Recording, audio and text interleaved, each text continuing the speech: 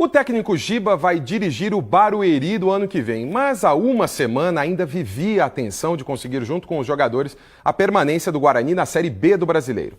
Neste depoimento aos repórteres Carlos Velarde e Caio Maciel, ele contou em detalhes os momentos dramáticos vividos no clube antes do alívio. Foi uma conquista, a manutenção da equipe dentro da Série B, principalmente diante das circunstâncias, de todo o tumulto que cercou e tem cercado o clube, não é, nessa temporada de 2011. Eu penso que a resposta dos jogadores, do time em si, dentro de campo, num campeonato tão difícil como é esse campeonato brasileiro, foi extremamente positivo. Giba assumiu o time na 9ª rodada do campeonato no finalzinho de junho e depois de tanto trabalho, não recebeu nenhum salário. Nenhum. Não, ninguém ali foi remunerado pelo seu trabalho. Não é? Existem clubes que algumas circunstâncias diferentes acontecem.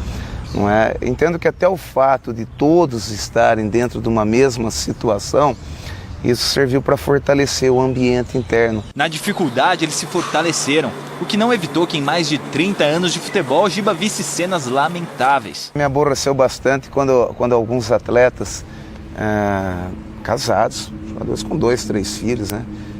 Por exemplo, eles não podiam mais permanecer nas suas residências, seu apartamento, né? Então tiveram que mandar a família para a sua cidade de origem e ter que ir morar no alojamento. Mas Giba não segurou a barra sozinho, manteve a posição de líder e teve o grande apoio do preparador físico Walter Grasman e do auxiliar técnico Paulo Robson. O Walter e o Paulo Robson, numa postura muito importante, não é?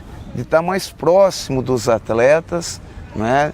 De dividir mais o problema emocional. Além de Walter e Paulo, haviam alguns líderes dentro do grupo de jogadores. Então nós temos jogadores como o Denilson, jogadores como o Fabinho, jogadores como o Emerson, o Ailson, capitão, não é?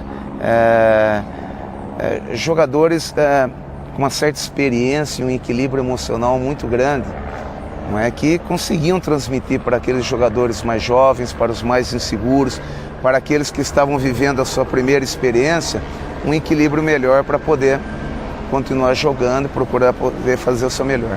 E tem um jogo na memória de Giba que mostra muito bem a superação desse time. Foi a virada sobre o Americana na casa do adversário. No intervalo, quando nós perdemos, eu me lembro que eu disse para os atletas o seguinte: nosso adversário perdeu a chance de ganhar o jogo. Eles fizeram só um gol em nós, que nós não jogamos nada.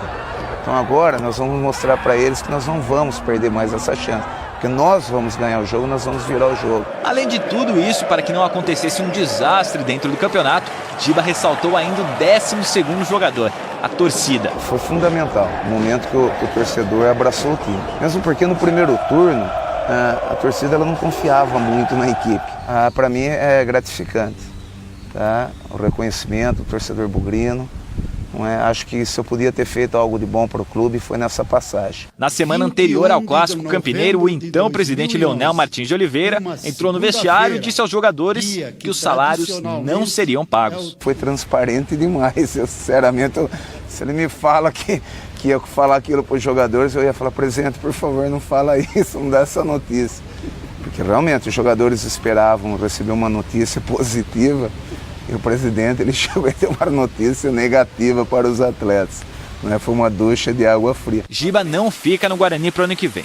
Pelo carinho que tem pelo clube, espera voltar sim, mas quando a casa estiver em ordem. Se não colocar a casa em ordem, não será o Giba, não será nenhum outro treinador que poderá conseguir dar sequência e ter os resultados que o torcedor quer. Quem sabe no futuro isso possa acontecer e eu esteja à frente da equipe.